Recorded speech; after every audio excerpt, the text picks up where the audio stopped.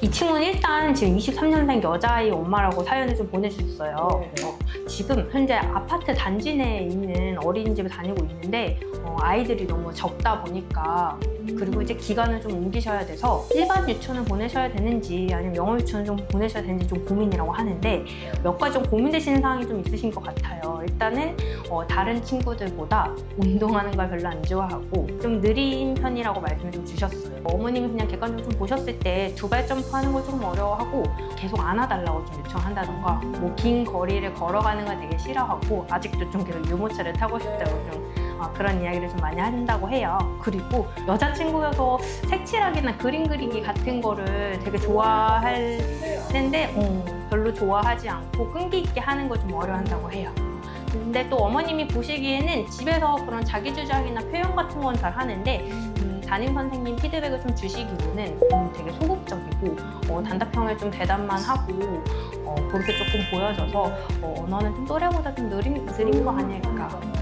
근데 또 영어 유치원을 좀 보낼까라고 생각하시는 게 영어를 좀 좋아한다고 해요. 그래서 어린이집에서 하고 있는 특별 활동도 되게 즐거워하고 최근에 이제 해외여행을 갔었을 때도 외국인한테 막 어려워하지 않고 먼저 이제 관심 보이면서 막 손을 흔들려고 한다거나 이런 제스처를 좀 보여서 영어 유치원을 좀 고려 중인데 아무래도 전반적인 발달에 있어서 조금 느리다고 좀 생각을 하시는 것 같아요. 일단은 이렇게만 듣기에는 사실 영어 유치원 가도 될 것 같은데 그쵸? 네, 그래서 일단 지금 제가 듣기에는 만약에 이게 정말로 다 팩트라면 저는 영어 유치원 보내보셔도 될 것 같다고 말씀을 드릴 것 같거든요. 저번에 정보를 한번 보시는 게 좋을 것 같아요. 이제 몇 가지 포인트들이 좀 보이기는 해요. 그래서 1번 이제 저희가 조금 이야기를 나눠보고 싶은 부분이 제일 먼저 말씀하신 게 또래보다 이제 대소근육 사용을 좀 느리게 하거나 아니면 좋아하지 않는다고 말씀을 하셨단 말이에요. 그래서 이 부분이 사실 얼마나 좋아하지 않는지 아니면 걷는 걸 얼마나 힘들어 하는지를 좀 직접 봐야 사실은 정확한 피드백을 드릴 수가 있는데 이 생각보다 특히 어린 연령일수록 그 대근육 그다음에 뭐 소근육도 마찬가지지만 사용이 굉장히 다양한 발달 영역이랑 다 연결이 돼 있잖아요, 선생님. 일단 지금 이 친구 보면 두 발 점프가 아직도 어색하고 체력이 약하다. 이게 그 연령에 비해서는 확실히 대근육이 조금 미숙한 거는 있어 보여요. 그런데 이런 부분에서 조금 미숙하다라는 거는 이제 저희가 치료실에서 세팅해서 봐야겠지만 조금 그런 부분은 내가 처리가 잘 안 되고 어떻게 몸을 움직여야 되는지 잘 모르겠고 혹은 또 정서적으로 내가 조금 이렇게 친구들한테 다가가는 것도 힘들고 소극적인 게 이런 것과 연관이 있는지도 한번 체크해보면 좋을 것 같고 어떤 소극적인 어떤 그런 심리정서적인 면하고 대근육 사용이 자신감 네 맞아요. 그런데 연결이 되어 있을 수 있으니까 혹시 그런 것들이 그냥 기질적인 문제인 건지 혹은 내가 기능적으로 잘 못 가져가니까 또 그게 같이 연결이 돼서 그러는 건지도 체크를 해봐야 될 것 같고 일단 어머님께서 그 대소근육 발달에 대한 약간의 포인트를 주셨으니까 이제 요거는 한번 와서 실질적으로 얼마나 실제 지연이 있는지 아니면은 그냥 약간의 지원으로 뭐 충분히 따라잡을 수 있는 그런 범주 안에 드는지를 좀 보면 좋을 것 같네요. 특히 이 연령에서는 놀이를 통한 발달이 조금 더 필요한데 그 다음에 얼마나 이제 적극적으로 하느냐 이제 사실은 그런 부분을 조금 더 생각을 하시면 참 좋겠어요. 그 다음에 이제 영어 유치원 가려면 이제 말이 잘 돼야 되는데 근데 이 친구는 발화를 잘 하는 편인 것 같아요, 그렇죠?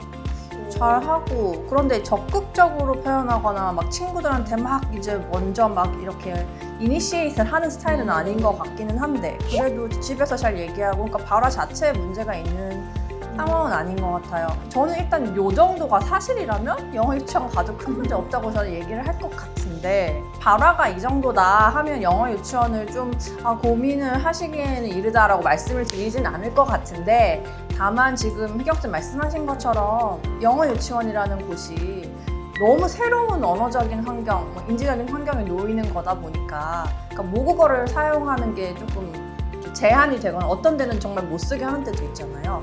근데 지금 조금 어머님께 생각을 해보시라고 말씀을 드리고 싶은 포인트는 지금 대소근육 발달이 느리고 그 다음에 이제 적극적으로 표현하는 스타일이 아니라는 걸로 봐서 되게 자신감이 굉장히 이렇게 차 있거나 아니면 어떤 새로운 상황에서 자기 뭐 모험을 즐긴다든지 내가 이제 I can do it 정신으로 하는 친구가 아닐 수도 있을 것 같은 거죠. 그런 경우에는 너무 새로운 상황에 놓이면 그런 어떤 상황에 압도돼서 좀 더 기질적으로 그런 부분을 잘 발현시키지 못하고 더 안쪽으로 숨는다든지 아니면은 그런 게 굉장한 부담으로 작용을 해서 약간 지금까지 보이지 않았던 어떤 심리정서적인 어떤 부담감 문제로 발현이 될 수도 있어서 그런 부분은 조금 고민이 되네요.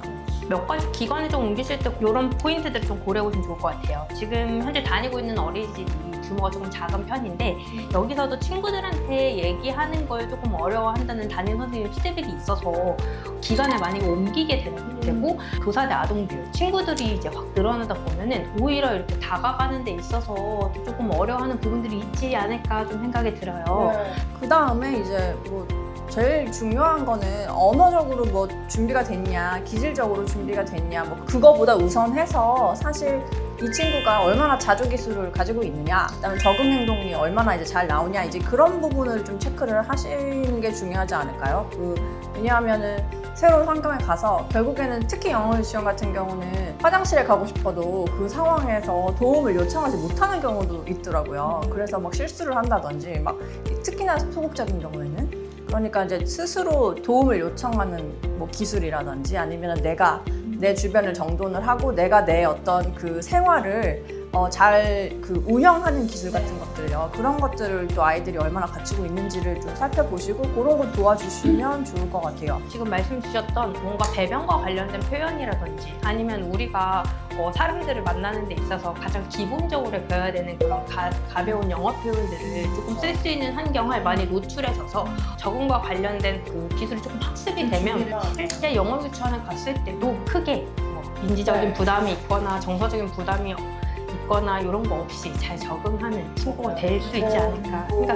혹시나도 이 사연을 지금 들으시고 비슷한 어떤 고민을 하시거나 아니면 뭐 우려가 되는 부분이 있으시다면 저희한테 또 사연을 보내주시거나 아니면은 뭐 문의를 주시면 저희가 성심성의껏 그렇게 제안을 드리도록 하겠습니다. 오늘은 영어 유치원을 보내야 할까요? 일반 유치원 보내야 할까요?를 주제로 이야기를 나눠봤습니다. 고민이 되신다면 저희에게 연락을 주시면 충분한 조언을 드리도록 하겠습니다. 감사합니다.